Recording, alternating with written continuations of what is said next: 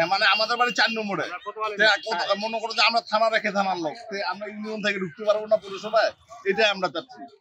এখন ঘটনা হলো এটার জন্য এখন যে আমাদের কি করতে হবে এটা মানে সমাধান চাচ্ছি। এখন তো এখানে যেহেতু আমাদের ঢুকতেই দেয় না, তাহলে আমরা কি করবো এখন কাকে বলবো এটা তো লোক খুঁজতেছি আমি, যে আমি ইউনিয়নের কাগজ দেখাচ্ছি আমাদের যে ডকুমেন্ট আছে। আমি প্রতিবন্ধী ভাই, আমার আগে ঢুকতে দেয় না। আমি লোক নিয়ে আসলাম, পরে ঢুকবো, সে ঢুকতে দেয় না। এখান থেকে আমাকে আটক করে ভাই আপনি বাইরে চলে যান। বলতেছে পৌরসভার কাগজ আছে, বাবা পৌরসভার কাগজ তো নাই, আমার প্রতিবন্ধী কাগজ লাগা আছে সামনে দেখে চালাই যান। এখন তো ঢুকতে যায় না, প্রতিবন্ধী কি করে খাবো? কাজ পাই না, কাজ করতে নাই পারি না, আর কিছু করতে বাড়ির কাজ করতে পারি না। যদি পৌরসভার মধ্যে থানার গাড়ি থানায় চলতে না পারে তাহলে কোথায় চলবে? তারা গ্রামে তো আর ব্যবস্থা তো শহরে। তাহলে এখানে যদি ইউনিয়নের লোক যদি পৌরসভায় না যেতে পারে, গ্রামের লোক শহরে না ঢুকলে তো শহর চলবে না। তাহলে আমরা যদি ইউনিয়নের লোক হয়ে যদি পৌরসভার মধ্যে চলাফেরা করতে না পারি তাহলে আমরা কোথায় যাবো?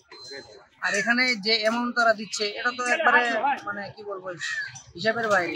নীলফামারীতে ওখানে 400 টাকা, বীরগঞ্জে, সেতাবগঞ্জে, পীরগঞ্জে 500 টাকা, 600 টাকা। তাহলে আমার কথা হলো আপনারা ভার্সিটির একটা ফি নেন 500 টাকা, সর্বনিম্ন 500 টাকা নেন, তাতে কোনো আপত্তি নেই। কিন্তু এখানে যদি 4400 টাকা ওখানে ফি নেয়, আবার অনলাইন করতে লাগে 300 350 টাকা, আবার এফিডেভিট করে মনে করেন যে নাম পরিবর্তন করতে গেলে ওখানে খরচা আছে।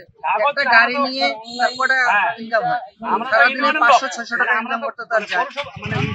যারা মনে করেন যে ভাড়া গাড়ি আমরা চালাই 400 টাকা জমা, তাহলে 600 টাকা 700 টাকা ভাড়া মারে সংসার চলবে।